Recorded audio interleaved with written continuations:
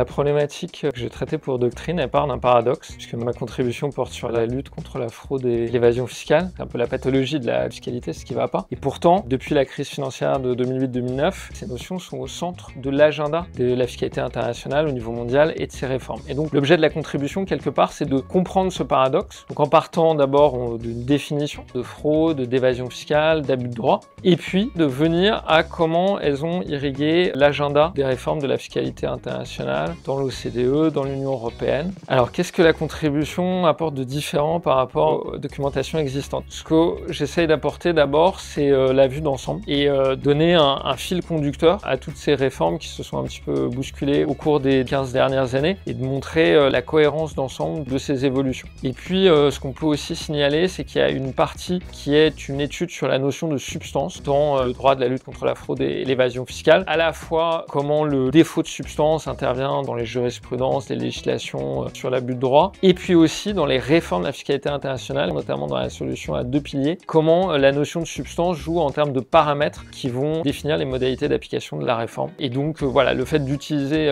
cette notion de substance comme fil conducteur pour la compréhension de ces évolutions, ça aussi je crois que c'est une des innovations de la contribution.